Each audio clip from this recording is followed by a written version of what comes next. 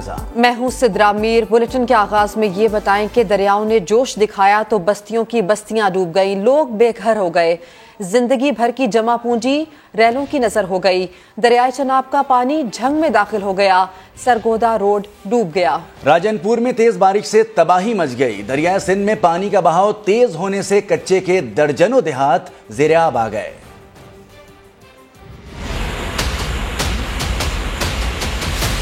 बादल ऐसे बरसे के बारिश का पानी सैलाबी रेलों में बदल गया, लोग बेघर हो गए, माल मवेशी पानी की नजर हो गए। दरियाए चिनाब का बड़ा सैलाबी रेला झंग में दाखिल, सरगोदा रोड डूब गया। पानी करीबी देहात में दाखिल हो गया। त्रेमू के मकाम पर पानी की सतह मुसलसल बुलंद होने लगी। मुतासरा इलाकों में फंसे अफराद मदद के मुंतजिर हैं। दरिया चिनाब में गुजरावाला के मकाम पर सैलाब का खदशा, कामों की और वजीराबाद के देहात मुतासर होने का इम्कान। जिला इंतजामिया ने पानी के बहाव की मॉनिटरिंग के लिए DC ऑफिस में कंट्रोल रूम कायम कर दिया। तूफानी बारिशों ने राजनपुर में तबाही मचा रखी है। पाक फौज मदद में सबसे आगे। न सिर्फ रेस्क्यू ऑपरेशन जारी है बल्कि मेडिकल और रिलीफ कैंप में मुतासरीन को सहूलियात भी फराहम की जा रही है। DG खान के मुतासरा इलाकों में पानी कम होने लगा, लोगों ने घरों को वापसी शुरू कर दी। इब्तिदाई रिपोर्ट के मुताबिक सैलाब से 12 अफराद की जान गई, 7000 के करीब घर गिर गए। स्कूल और बुनियादी मराकज़ सेहत को भी नुकसान पहुंचा। पिंडी भटिया में मुसलाधार बारिश से गली मोहल्ले तालाब का मंजर पेश करने लगे। कई इलाकों में बिजली की फराहमी मुअत्तल हो गई। दरिया सिंध में पानी का बहाव बढ़ने से किंगरी और गम्बट के कच्चे के दर्जनों देहात डूब गए। मुतासरा इलाकों का खैरपुर, किंगरी और गम्बट से जमीनी राब्ता कट गया। बलूचिस्तान में तूफानी बारिशों और सैलाब ने जिला खुजदार और कोहलू में तबाही मचा दी है। PDMA के मुताबिक बलूचिस्तान में कुदरती आफत से जाँ बहक अफराद की तादाद 127 हो गई है। 13,000 से ज्यादा मकानात जमी बोस हो गए हैं, जबकि 23,000 से ज्यादा मवेशी सैलाबी पानी में बह चुके हैं। मोहम्मद आतिफ की रिपोर्ट देखिए। ये मनाजिर है कोयटा के इलाके किली सरदार आबाद के, जहां बारिश के सबब कारेज बैठने से दर्जनों कच्चे मकानात मुनहदम हो गए। मुतासरीन का कहना है कि इन्हें नहीं मालूम था कि यहाँ पर कारेज है। जमीन की खरीदो फरोख्त में इनके साथ धोखा किया गया है। तो अभी हमको पता होता कि कारेज हैं इधर, तो मैं इतना पागल नहीं था जो मैं ले लेता। गरीब आदमी लेते जा रहे हैं, सस्ताई की वजह से सस्ता कुछ मिला इसीलिए। 20-22 साल से यही सिस्टम इधर चल रहा है। बस ये गिर जाता है, फिर हम लोग भराई करता है, फिर गिर जाता है, फिर भराई करता है। इलाके में बारिश का पानी गुजरने के लिए ना कोई बरसाती नाला है, बल्कि नाजायज तामीरात की वजह से गलियां भी तंग हैं। कारेज बैठने से जगह जगह कई फुट गहरे गड्ढे पड़ चुके हैं। इसके बावजूद नाजायज तामीरात जारी हैं। मुस्तकबिल में बारिशों से मजीद नुकसान का खदशा है। बारिश का भी खतरा है। अब ये जो खड्डे हैं, अगर इंतजाम ज्यादा नहीं करें हम लोग, ये खड्डों में थोड़ी मिट्टी डलवा के दे दे ताकि हम लोग रास्ते भी क्लियर हो जाए। अभी आने जाने में बहुत तकलीफ है। इधर जिला खुजदार और कोलू में मजीद बारिशों से मुतादिद घर गिर गए, खड़ी फसलों को भी नुकसान पहुंचा। मुतासरीन ताहाल इमदाद के मुंतजिर हैं। PDMA के मुताबिक बलूचिस्तान में अब तक जाँ बहक अफराद की तादाद 127 हो गई, 70 अफराद जख्मी हैं, 13,000 से ज्यादा मकानात जमीन बोस हो गए, 23,000 से ज्यादा मवेशी सैलाबी पानी में बह गए। कैमरामैन जुनेद अकबर के साथ मोहम्मद आतिफ समा, कोयटा। सैलाब से मुश्किलात का शिकार बलूचिस्तान के अवाम की दादरसी के लिए वज़ीर आज़म शहबाज शरीफ ने मुतासरा इलाकों का दौरा किया। उन्होंने मुसीबत ज़दगान को मुश्किल की घड़ी में तनहा ना छोड़ने की यकीन दहानी करवाई। वज़ीर आज़म शहबाज शरीफ का आज खैबर पख्तूनख्वा में डेरा इस्माइल खान और टांग के सैलाब मुतासरा इलाकों का दौरा खराब मौसम के बायस मुलतवी कर दिया गया। इस दौरे में उन्हें इमदादी सरगर्मियों का जायजा लेना था। उस्मान खान की रिपोर्ट। वज़ीर आज़म शहबाज शरीफ बलूचिस्तान के सैलाब ज़दगान की दाद रसी के लिए उनके पास जा पहुँचे। झलमगसी के सैलाब से मुतासरा इलाकों का फ़ज़ाई जायजा लिया। वज़ीर आज़म शम्बानी जिला झलमगसी में सैलाब मुतासरीन से मिलने के लिए रुके, उनकी मुश्किलात सुनी और उनके फौरी हल के लिए मौका पर अहकामात जारी किए। आपके जो जिनका घर गिर गया, जिनके नुकसान हुआ, उनको पूरी इमदाद मिलेगी इंशाअल्लाह। शहबाज शरीफ ने मुसीबत ज़दगान को यकीन दिलाया कि उनकी हर मुमकिन मदद की जाएगी और हुकूमत उन्हें किसी सूरत तनहा नहीं छोड़ेगी। 3 अगस्त को मैंने फिर मीटिंग इस्लामाबाद में बुलाई है, जो कि फसलें तबाह हुई हैं और जो दूसरे नुकसान हुए हैं तो उसके लिए एक सर्वे किया जाएगा। वजीर आजम ने शंबानी गांव में मेडिकल कैंप के क़याम, मवेशियों के लिए वेटरनरी डॉक्टर भेजने, मजीद 2 कश्तियाँ और राशन फराहम करने का हुक्म दिया। मराज के हवाले से यहाँ पर फील्ड और कैंप लगाया जाएगा, अद्वियात फर्स्ट एड मिलेगी। चीफ सेक्रेटरी बलोचिस्तान ने वजीर आजम की हिदायत पर फौरी अमल करते हुए शंबानी और दीगर सैलाब ज़दा इलाकों में मतलूबा सहूलतें फराहम भी कर दी। वज़ीर आला बलोचिस्तान अब्दुल क़ुद्दूस बज़ंजो कहते हैं कि मुतासरा इलाकों में सूबाई हुकूमत वफाक से मिलकर रिलीफ के काम कर रही है, मुश्किल घड़ी में अवाम के साथ खड़े हैं। भी नुकसानात हैं, बलूचिस्तान गवर्नमेंट, फेडरल गवर्नमेंट और तमाम इदारे मिलकर इनको दोबारा बहाली, रिहेबिलिटेशन और रिलीफ में कहीं पे हम ये कमी बेशी नहीं करेंगे और इंशाअल्लाह हमारे लोग हैं और हम इनकी दोबारा बहाली और हर मुमकिन जो तावन होगा गवर्नमेंट चाहे जिधर से करे वो ज़रूर अपने लोगों को बहाली करेगा। और सैलाब से मुतासरा इलाकों में पाक फौज और FC के दस्तों की इमदादी कार्रवाइयाँ जारी हैं। मुतासरीन को तिब्बी सहूलियात की फराहमी और मवासलाती निज़ाम की बहाली के साथ बचाव की कार्रवाई भी अंजाम दी जा रही है। राजनपुर और DG खान में मकामी कमांडर्स ने सैलाब ज़दगान इलाकों का दौरा किया। ISPR के मुताबिक DG खान और रहीम यार खान के मुतासरीन को राशन की फराहमी के साथ तिब्बी कैंप भी कायम कर दिए गए। कंधावा का ज़मीनी राबता मुकम्मल बहाल कर दिया गया। खुजदार में M8 मोटरवे का राबता बहाल करने की कोशिशें की जा रही हैं। नसीराबाद के इलाके बाबाकोट और गंदाखा के मुतासरीन को राशन के साथ खाना भी फराहम किया जा रहा है। तिब्बी कैंप में मरीजों को इलाज मुआवजे की सहूलियात भी दी जा रही हैं, जबकि चमन में बाबिदोस्ती मुकम्मल तौर पर खुल गया। नौशकी में फंसी हुई आबादी के लिए बचाव ऑपरेशन जारी है।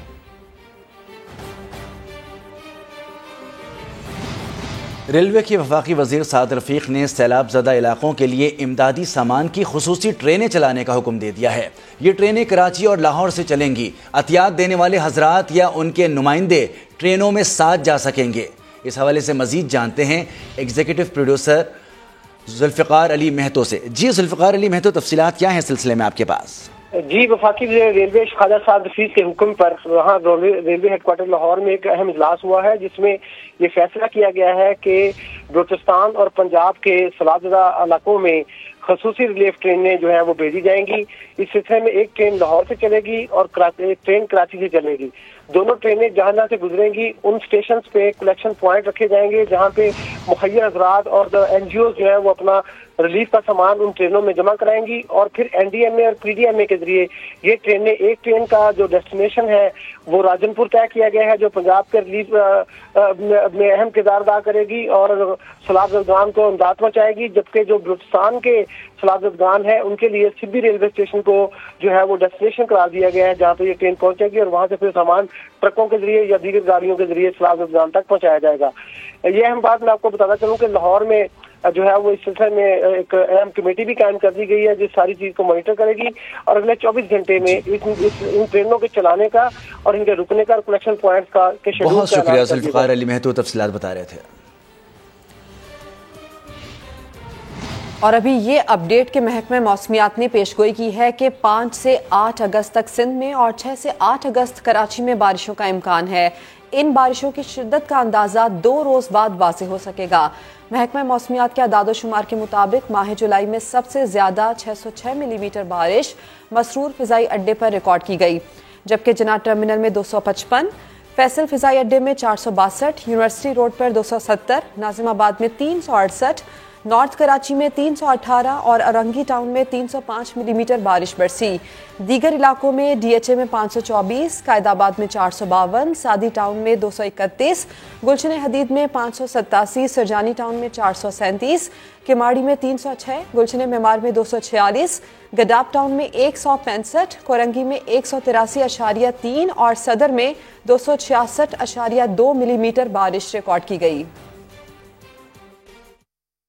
तो सैलाब की ये सूरत हाल है। बारिश से होने वाली तबाहकारियों को समा मुसलसल नशर कर रहा है। आज हम बताएंगे कि सिंध को बलूचिस्तान से मिलाने वाले एक और पुल का 3 फुट का हिस्सा भी पानी बहा कर ले गया है। तो मजीद जानते इस हवाले से बंद बुरात के मुकाम पर मौजूद हैं समा के नुमाइंदे खुर्शीद आलम। जी खुर्शीद आलम, अपडेट कीजिए, क्या हुआ है और मुरम्मत के हवाले से भी बताइएगा। आज यहाँ सबसे पहले समा ने दिखाया कि हब का पुल टूट चुका है, कराची से बलूचिस्तान जाने वाला पुल टूटा। उसके बाद आज हम आपको दिखा रहे हैं कि एक और पुल बहुत बड़े नुकसान से दो चार हुआ है। ये है वो कराची से सकरान जाने वाला पुल जिसका 300 फुट का जो बेड था, जो मिट्टी से बनाया हुआ जो पुश्ता होता है, वो बह चुका है। 4 दिन गुजर चुके हैं और इस वक्त यहाँ पर NHA की टीम हमें काम करती हुई नज़र आ रही है ताकि इस बेड को मुकम्मल किया जाए। और ये वो दरियाए हब है जो अपने शोर के साथ बहता हुआ आगे जा रहा है और इसी का वो नुकसान था जो हमने आपको जुमे को दिखाया था कि हब का पुल टूटा था और अब इस पुल को नुकसान पहुँचा। ये वो रास्ता है जो कराची से बलूचिस्तान को मिलाने वाला दूसरा रास्ता है। ये पुल चंद साल पहले ही बना था और अहम तरीन बात यह है कि यहाँ से जो लोग अपने अकीदत के इजहार के लिए नूरानी मज़ार जाया करते थे वो नहीं जा सके। इसके अलावा कराची से सकरान जाने वाले जो लोग हैं जो इंडस्ट्रियल एरिया की तरफ जाया करते हैं वो नहीं जा पा रहे। NHA के इंजीनियर यहाँ पर मेरे साथ मौजूद हैं, हम उनसे एक दफ़ा मालूम करेंगे। सर ये बताइए कि जो काम चल रहा है इसको कितनी देर में आप लोग मुकम्मल कर लेंगे? इंशाल्लाह ताला 2 दिन में हम पूरी प्रायोरिटी पे बेसिस पे काम करेंगे, 2 दिन में मुकम्मल हो जाएगा इंशाल्लाह ताला। तो क्या हैवी ट्रैफिक गुजर सकेगा उसके बाद? ट्रैफिक गुजर जाएगी लेकिन टेम्पररी बेसिस पे हो, टेम्पररी बेसिस पे हैवी ट्रैफिक गुजर जाएगी और इंशाल्लाह ताला आवाम के लिए सहूलत बन जाएगी 2 दिन के बाद। काम चल रहा है, हैवी मशीनरीज लगी हुई हैं, लेकिन जाहिर है कि इस काम में देर लगेगी और उसके बाद वो जो मामूल का ट्रैफिक किस तरह बहाल होता है इसमें यकीनन वक्त लगेगा और उसका अंदाज़ा भी आइंदा चंद रोज़ बाद हो जाएगा। जी बहुत शुक्रिया खुर्शीद आलम, तफसील से बता रहे थे। आगे बढ़ेंगे, आपको बताएं कराची के बेशतर इलाकों में बारिश और गटर का पानी अजियत बना हुआ है। जोड़िया बाजार, सदर और गुलिस्तान जौहर के मुख्तलिफ इलाकों के रिहायशी गंदगी के बाइस घरों में महसूर हैं। बारिशों का स्पेल गुजर चुका है लेकिन जिला जनूबी के बेशतर इलाके बदस्तूर काले पानी में डूबे हुए हैं। कराची की सबसे बड़ी होलसेल मार्केट जोड़िया बाजार की बारिश होती है, यहाँ पानी जमा हो जाता है, कोई इस जोड़िया बाजार का कोई वारिस नहीं रह गया है। सदर का करम अली तालपुर रोड भी गंदे पानी की झील बना हुआ है जिसकी वजह से इलाका मकीनों का जीना दूभर हो चुका है। दुकानों की हालत आपके सामने, यहाँ कारोबार बंद है। पिछले 7 दिन से हम लोग यहाँ आते हैं, बैठ के चले जाते हैं। रिहायशियों की ये सूरत हाल है कि ना औरतें नीचे उतर पा रही है ना बच्चे उतर पा रहे हैं। बाइक वाले यहाँ पे कितने खड़े हैं नीचे, उसमें गिर चुके हैं बाइक वाले। गुलिस्तान जौहर पहलवान गोट की PIA सोसाइटी के बाहर भी गटर का पानी रिहायशियों के लिए दर्दे सर बन गया है। जहाँ तक ये सीवरेज का आप काम देख रहे हैं, ये हार्डली मेरा ख्याल है कि 5 से 10 दिन का ये काम था, आज 2.5 महीने को है। हम सब परेशान हैं लेकिन ये कि 2-3 दिन में इंशाल्लाह इसको हम फारिग करा देंगे इंशाल्लाह। मुतासरा इलाकों के रिहायशियों ने बीमारियां फैलने का खदशा जाहिर करते हुए मुताल्लिका इदारों से गंदे पानी की फौरी निकासी करने का मुतालबा किया है। कराची में मौसम का लुत्फ उठाने साहिल पर जाने वालों को समुद्री लहरों ने निगलना शुरू कर दिया। दफा 144 के बावजूद हॉक्स बे और टर्टल बीच पर 2 दिनों के दौरान में नहाते हुए 7 नौजवान डूब गए। इनमें से 3 की लाशें निकाल ली गई हैं। डूबकर जान बहक होने वालों में 16 साल हाफिज मामून भी शामिल है। 4 बहनों के इकलौते भाई मामून की तदफीन कर दी गई। शाहनवाज अली कादरी की रिपोर्ट। कराची में बारिशों का सिलसिला तो थम गया है लेकिन मॉनसून की वजह से भिपरा हुआ समंदर शहरियों को निगल रहा है। गुज़िश्ता 2 दिनों के दौरान हॉक्स बे और टर्टल बीच पर आने वाले 7 नौजवान डूब गए जिसके बाद पुलिस ने नहाने के साथ साथ हॉक्स बे आने पर ही पाबंदी लगा दी है। कल 2 बच्चे अल्लाह उनको जन्नत नसीब करे, उनके लवाहकीन को सब्र दे या कसमें कुरान खा के हमने रोकने के बावजूद ज़बरदस्ती गए, चोर रास्ते से गए, वहाँ जाके डूब गए। हम अपील कर करके हमारे गले बैठ गए। हम अभी आपके तौसब से भी आवाम से हाथ जोड़कर अपील करते हैं कि वापस जाएं और अपने बच्चों को खुद को सेफ रखें। पाबंदी के बावजूद हजारों शहरी हॉक्स बे पर पहुंच गए जिसकी वजह से हॉक्स बे रोड पर गाड़ियों की कतारें लग गईं। साहिल पर जाने के लिए पुलिस और शहरियों में तकरार होती रही। लोगों ने इल्जाम लगाया कि पाबंदी के बावजूद पुलिस रिश्वत लेकर साहिल पर जाने दे रही है। ये सबकी इनकी मिली भगत है। अगर हेड बुक करवाए हेड वालों को मना करना चाहिए। दफा 144 लगे हुए नहीं आओ, सबों की मिली भगत है। नाके पे पुलिस की मोबाइलें खड़े, वहाँ से हमसे पैसे लिए 200-200 रुपए गाड़ी अंदर इंटर कर रहे हैं। यहाँ पे आगे इन्होंने गाड़ियाँ रोक लिया। हम पेड़ है उनको पेड कर चुके हैं, गाड़ी को पेड कर चुके हैं, खाना ले चुके हैं, सब कुछ ले चुके हैं। अब ये कह रहे हैं कि आगे नहीं जाना है। देखिए हम फैमिली के साथ हैं, हमको खुद पता है कि सेफ्टी प्रिकॉशन क्या क्या है, वो हम खुद करेंगे उसके इक़दाम। दूसरी जानिब हफ्ते को हॉक्स बे पर डूबकर जाबाहक होने वाले 16 साला मामून और मोहसिन की लाशें मिल गईं। मामून की नमाज जनाजा नॉर्थ कराची अंडा मोड़ के करीब अदा की गई। मेरा बेटा कल से जो लापता था समुंदर में, उसका नाम है हाफिज मोहम्मद मामून। मेरे एक ही बेटा है और 4 मेरी बेटी है। मेरे भाई मेरे कराची शहर से जितने लोग समुंदर की तरफ जा रहे हैं, जो भी फैमिली है उससे हाथ जोड़ के इल्तिजा है। एक बाप की तकलीफ को समझ सकते हो, आप लोग वहाँ समुंदर की तरफ रुख नहीं करो। समंदर में तुगयानी की वजह से कमिश्नर कराची ने 25 जुलाई से साहिली मकामात पर नहाने पर पाबंदी लगाई हुई है, लेकिन शहरियों ने पाबंदी को हवा में उड़ा दिया है, जिसकी वजह से खूनी लहरें कीमती जिंदगियां निकल रही हैं। कैमरामैन इमरान शाहिद और फरहान यूसुफ के साथ शाहनवाज कादरी, समा कराची। कराची में हॉक्स बे के साहिल पर पिकनिक मनाने जाने वालों का हुजूम। हॉक्स बे रोड पर गाड़ियों की कतारें लग गईं। पुलिस ने बसों को वापस भेजना शुरू कर दिया है। मजीद जानते हैं समा के नुमाइंदे शाहनवाज कादरी से। जी शाहनवाज। देखिए मैं इस वक्त हॉक्स बे रोड पर मौजूद हूँ। समंदर पर नहाने पर दफ़ा 144 नाफिज की गई थी, लेकिन इसके बावजूद एक बड़ी तादाद है शहरियों की जो पिकनिक मनाने के लिए यहाँ पर पहुँची है। इस वक्त मैं हॉक्स बे रोड पर आपको मनाजिर दिखाऊँ तो इस वक्त यहाँ पर आपको फैमिलियों की बड़ी जो है तादाद नज़र आ रही होगी। ये वो नौजवान और फैमिलीज़ हैं जो पिकनिक मनाने यहाँ पर पहुँचे थे। ताहम जो पुलिस है उन्होंने जो है तमाम गाड़ियों को रोक लिया है और गाड़ियों को वापस किया जा रहा है। यहाँ पर जो पिकनिक मनाने आने वाले जो शहरी थे वो खासे मायूस हैं। उनका कहना है कि हम सिर्फ समंदर देखने आए थे, नहाने नहीं आए थे, लेकिन पुलिस ने यहाँ पर तमाम जो हमारे सामने फैमिलीज हैं उनको रोका हुआ है और किसी को जाने की इजाज़त नहीं दी जा रही। दफ़ा 144 नाफिज है जिस पर पुलिस जो है अमल दरामद करवा रही है। इस वक्त समंदर बहुत ज़्यादा तेज़ है और समंदर पर जाने पर मुकम्मल तौर पर पाबंदी है। जी अपडेट करने के लिए शुक्रिया। वज़ीर ख़ज़ाना मिफ्ताह इस्माइल ने खुशखबरी दी है कि दरामदात का हजम 7.7 अरब डॉलर से कम होकर 5 अरब डॉलर रह गया। अगस्त में रुपए पर दबाव खत्म हो जाएगा। इस्लामाबाद में प्रेस कॉन्फ्रेंस के दौरान उन्होंने बताया कि बेहतरीन हिकमत अमली से पाकिस्तान को दिवालिया होने से बचा लिया है। उन्होंने 150 यूनिट से कम बिजली इस्तेमाल करने वाले दुकानदारों को टैक्स में छूट देने का ऐलान भी किया है।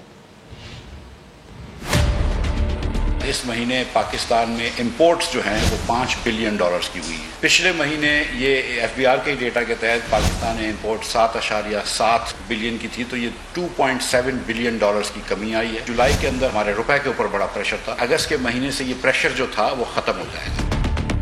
हम समझते हैं कि हमने पाकिस्तान को डिफ़ॉल्ट से बचाया है। हम ये कर देंगे आज से 100-150 यूनिट से कम इस्तेमाल कर रहे हैं तो मोहल्ले की बहुत छोटी दुकान है उसके ऊपर से टैक्स माफ़ कर देंगे। वफाकी वजीर खजाना मिफ्ताह इस्माइल ने चेयरमैन PTI इमरान खान को जवाब दे दिया। कहते हैं कि थोड़ी सी मनी लॉन्ड्रिंग का गरीब आवाम पर बहुत फर्क पड़ता है। BRT में बदउनवानी की तहकीकात क्यों नहीं होने दे रहे। मिफ्ताह इस्माइल ने इलेक्शन कमीशन से मुतालबा किया कि फॉरेन फंडिंग केस का फैसला जल्द सुनाया जाए।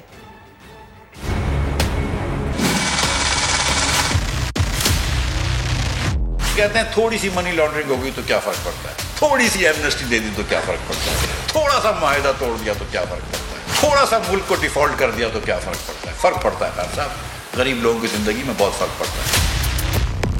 थोड़ी सी मनी लॉन्ड्रिंग कर दी अगर आरिफ नकवी ने तो कोई बात नहीं, थोड़ी सी अगर बेईमानी हो गई मालम जब्बे में तो कोई बात नहीं, थोड़ी सी बेईमानी हो गई पेशावर BRT के अंदर तो कोई बात नहीं, थोड़ी सी बेईमानी हुई है पेशावर BRT में, क्यों नहीं करने दे रहे आप इन्वेस्टिगेशन।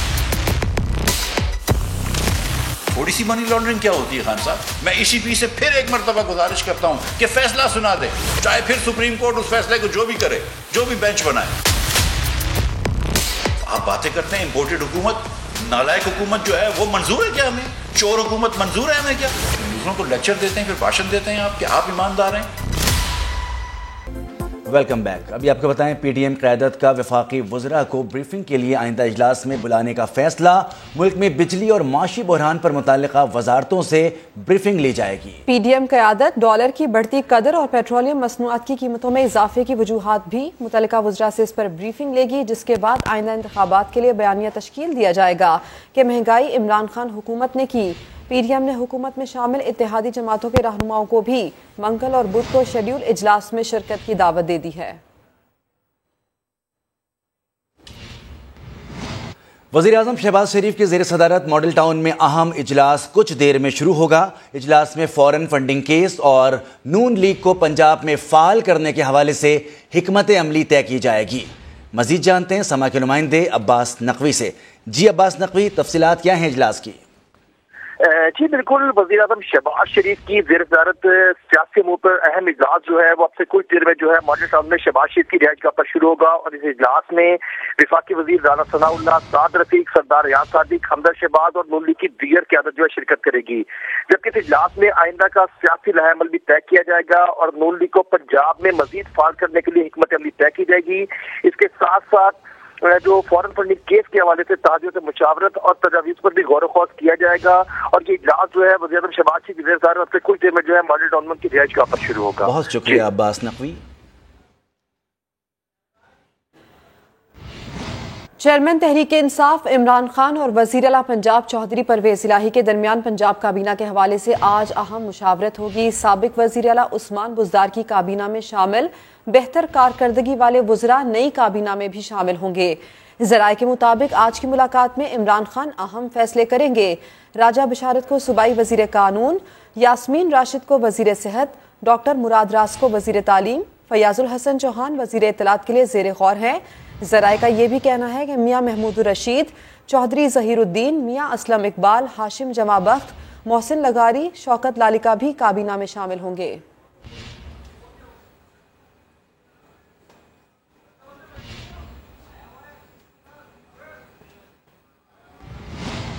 चीन, दुबई, कतर और सऊदी अरब ने इस मरतबा मदद नहीं की और न IMF का बेल आउट पैकेज आया। अमरीकी इमदाद की शराइत पर चीन को शदीद तहफ़्फ़ुज़ात हैं। ये दावा है साबिक वज़ीर दाखिला शेख रशीद का। कहते हैं 90 के बजाय सिर्फ 45 रोज़ के रिजर्व रह गए हैं। मौलाना फजल रहमान और कलदम तंजीम का फाटा के इंज़माम पर एक ही मौक़िफ़ है।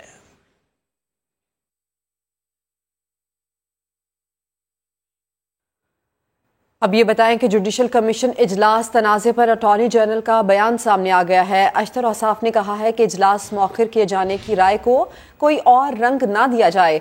अटॉर्नी जनरल ने अपने बयान में मजीद कहा कि उन्होंने जस्टिस सरदार तारिक मसूद की राय से मुकम्मल इत्तेफाक किया था। जस्टिस अतर मुनल्ला की सुप्रीम कोर्ट में तकर्रुर के हक में राय दी थी। अशतर औसाफ का कहना है कि जजेस का तकर्रुर करना कमीशन का एक मुकद्दस फरीज़ा है। इस फ़र्ज़ की अदायगी में अदम शफाफियत का शायबा भी नहीं होना चाहिए। नामजद जजेस की मालूमात इजलास से बहुत पहले फराहम की जानी चाहिए ताकि जायज़ा लिया जा सके। रूल्स और पेश की मालूमात के तनाजुर में ही इजलास मौखिर करने की राय दी थी। खबरें और भी शामिल करेंगे लेकिन एक ब्रेक के बाद। हमारे साथ रहिए।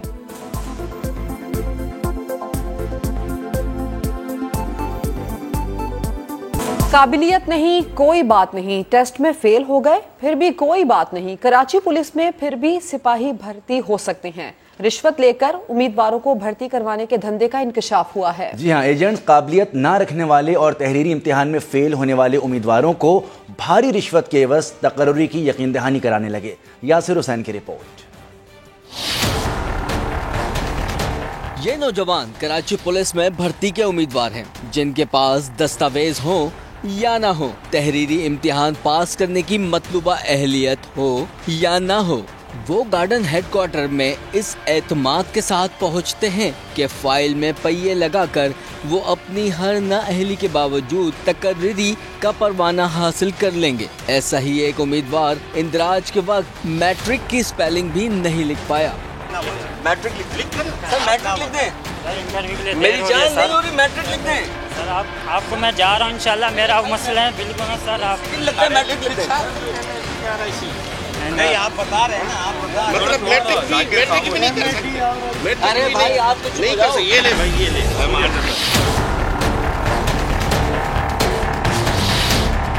बस हो गया सर। ये मैट्रिक है जी सर। आप भी फाट जाएगा ना। अच्छा बात मैं बताता हूँ, अगर ये नहीं लिख पाएंगे तो वैसे ये डिस्क्वालीफाई है, फारिग हो जाएंगे, रिटर्न में फेल हो जाएंगे। इनके सारे डॉक्यूमेंट जो है वो फेक बने हुए। डॉक्यूमेंट्स की वेरिफिकेशन का एक प्रोसीजर है हमारा, और ये इंटरव्यू जब कंडक्ट हो जाएगा आफ्टर दैट फिर हम इनकी वेरिफिकेशन कराते हैं ऑल डॉक्यूमेंट्स की। सर आप पुलिस से यहाँ से आपको ताल्लुक है और आपके सामने ये मैट्रिक नहीं लिखा है, नहीं लिख पाएगा तो हमारे अफसरान फारिग कर देंगे इसको, ये फेल हो जाएगा इंटरव्यू में।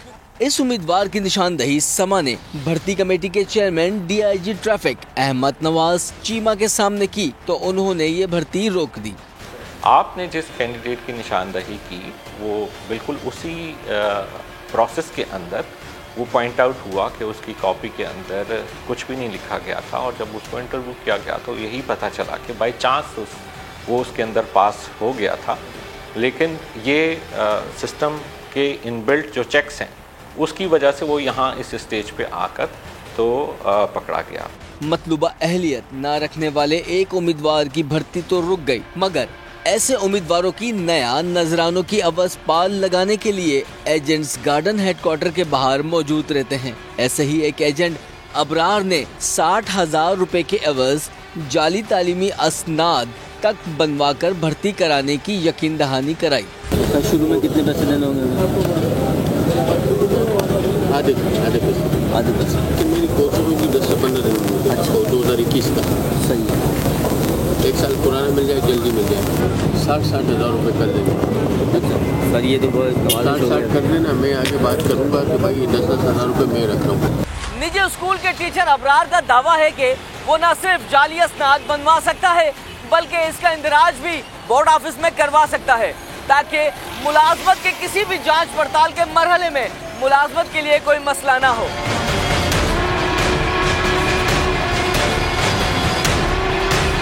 खिलाफ ज़ाब्ता भर्तियों के धंधे में सिर्फ मर्द नहीं, खवातीन एजेंट्स भी सरगर्म हैं, जिनके नजदीक तहरीरी इम्तिहान में नाकामी तो कोई मसला ही नहीं है। रिटर्न टेस्ट नहीं कर सकते, इतना लिखना पढ़ना नहीं आता। 9-10 उसने जो है ऐसे ही नहीं रिटर्न दिया है या नहीं अभी देगा ट्रैफिक में। अभी कौन सी तारीख है? अभी तो आएगी ना, अभी आएगी तारीख। रिटर्न में शायद वो फॉर्म कहते हैं ना, वो बिठाने के या ऐसे दिखाने के लिए जाना पड़ेगा। अच्छा, मतलब फिर वो अगर खाली कॉपी छोड़ाएगा तो मसला तो नहीं है ना? तो मैं उनको पहले कह के रखूंगा कि भाई इतने पैसों का 50 से ऊपर लगे रिटर्न का 2 लाख। अच्छा, वरना वाले 1-1.5 लाख लेते हैं, लेकिन 50 का मस्त। तो मैं आपको वो स्लिप भेजूंगा, ये हाँ नंबर ले लेना और स्लिप भेज देना। अगर हो सकेगा भाई मेरे तो मैं ओके करूंगी, वैसे मैं वैसे मैं कोशिश करूँगी। मैं आपने इतने सालों करा दिया मेरा। करने कीजिएगा कि पैसे दिए दूसरे दिन क्या नहीं, ये आप इसको इस बात को भूल जाए। पता चल गया रिटर्न टेस्ट सही है, फिर मैं वहाँ कॉल कर दूंगी, जिस जगह रिटर्न टेस्ट होगा वो इसे खुद ही फिर।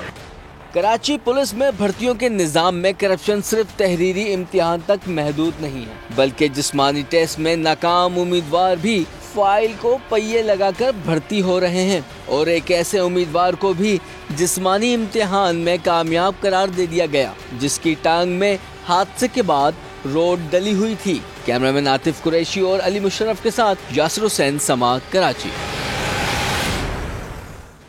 खैबर पख्तूनख्वा में भत्ताखोरी के वाकयात बढ़ने लगे, ताजरों को करोड़ों रुपए के भत्तों के पैगामात मिलने लगे। पेशावर से रिपोर्ट कर रहे हैं अब्दुल रहमान।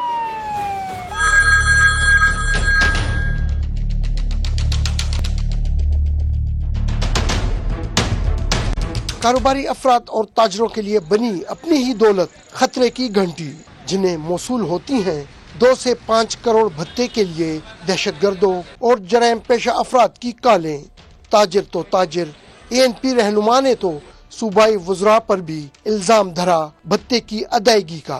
खैबर पुख्तूनख्वा के वजीर आला समेत 3 वजीर और पुराना स्पीकर असद कैसर, ये 5 लोग हैं, इनके बारे में मालूमात कीजिएगा। ये तालिबान को भत्ता दे चुके हैं। भत्ता कालों के लिए होती हैं गैर मुल्की सिमें इस्तेमाल, जबकि भत्ते की रकूम भी अदा की जाती हैं सरहद के पार।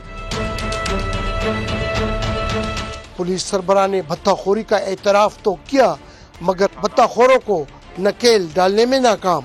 इसमें ज्यादातर अफगान सिम्स इस्तेमाल हो रही हैं, तो उसकी जो ट्रेसेबिलिटी है, ट्रेसेबिलिटी की वजह से कुछ मुश्किलात जरूर है, लेकिन भत्ताखोरी का जुर्म जो है उसके पीछे हमारी कार्रवाइयाँ जारी हैं। भत्ते की अदम अदायगी पर मिलती हैं संगीन नताइज की धमकियां। कैमरामैन जकाउल्ला के साथ अब्दुल रहमान, समा, पेशावर। पंजाब में लीगी हुकूमत के जाते ही गंदम माफिया सरगर्म। फैसलाबाद में एक हफ्ते में चक्की के आटे की कीमत में 15 रुपए किलो इजाफा हो गया। इस हवाले से रिपोर्ट कर रहे हैं उस्मान सिद्दीक।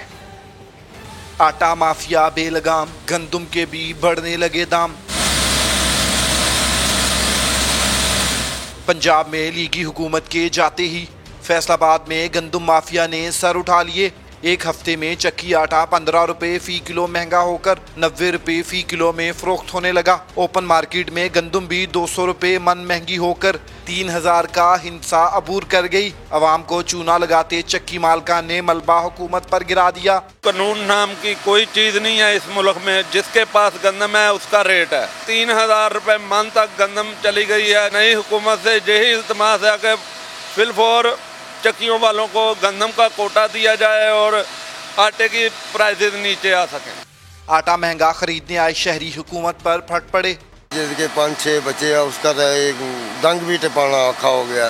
महंगाई इतनी हो गई है, जे कोई 4 रुपये गरीब को बच जाए, कोई बीमार हो गया तो वो खाता बराबर हो जाता है। जिला इंतजामिया के मुताबिक मार्केट्स में गंदम सरकारी रेट्स पर फरोख्त करवाने के लिए जल्द एक्शन लिए जा रहे हैं। कैमरामैन हाफिज अवैस के साथ उस्मान सिद्दीक, समा, फैसलाबाद। बारिश के बाद मौसम सुहाना हुआ तो छुट्टी का मजा दुबाला करने के लिए लाहौर के शहरियों की बड़ी तादाद ने चिड़ियाघर का रुख कर लिया। आयशा आता वहीं पर है, उनसे बात करते हैं। आयशा बताइए।